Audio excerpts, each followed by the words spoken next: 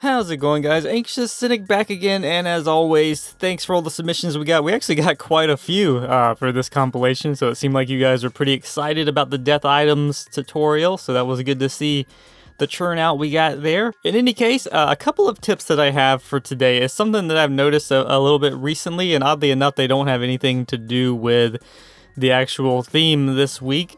Anyway, a couple of things I've noticed, and that is the ambient occlusion setting in mine-imator. Some of you have it turned up quite a bit, and without trying to offend anyone, it's pretty unnecessary and it actually looks pretty ugly. So let's see if we can give you an example of that. If I can get my cursor back, because every time I turn on rendering while I'm recording, it decides to lose it. Alright, so when you got rendering on, we can finally see what we're doing here, and you have the SSAO power setting here, and apparently some of you have it turned way up like this. That's really unnecessary. You don't really need that much. You can obviously, here you can change the range of it and whatnot. I usually keep mine on about 7, I guess, and you can pretty much just leave that on 100, or probably even less than that. I definitely wouldn't go beyond 100, and I would keep the passes up as high as possible.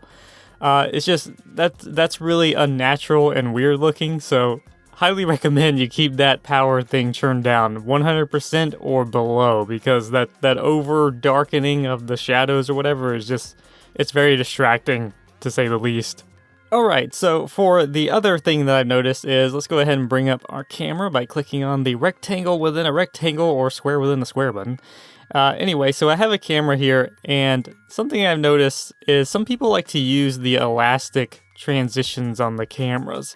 So, I mean, if that's something you want to go for, or if there's a certain type of shot, it's not that it would never be useful, but it's generally not like a good transition to use. So let's go ahead and get an example of this set up here. So I'm just going to bring the camera into Steve.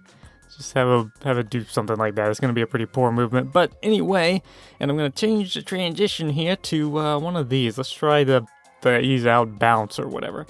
So what you see on the camera here, let's bring it up.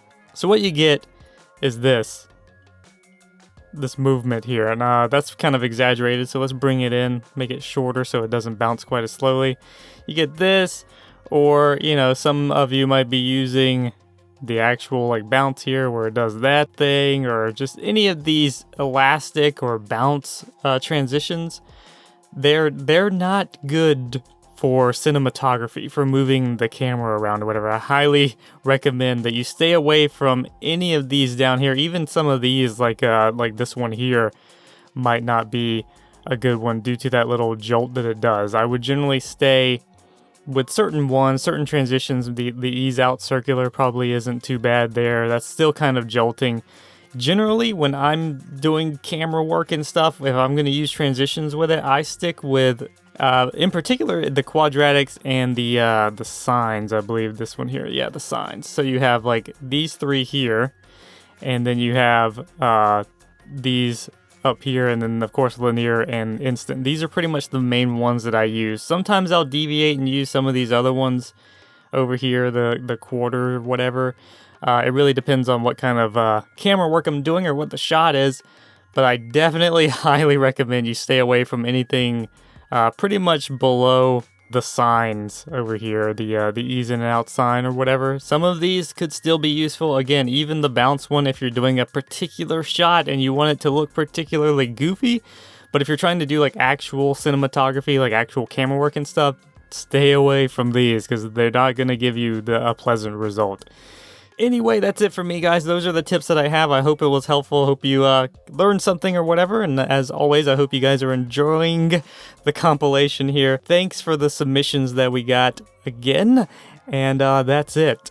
So thanks for joining me, guys. Hope you enjoyed this week's compilation. If you did, feel free to hit that like button, comment, and subscribe, and things like that. If you want to join yourself, then feel free to look at the official rules video in the description, and please follow the guidelines in there. We're getting a lot of submissions that kind of are not following the guidelines lately, and it creates a lot more drama and a lot more work for me to try and sort those out. So if you don't follow them, there's no guarantee you're going to get into the compilation. With that said, that's it for me. So thanks for joining me, guys, and I will see you next week.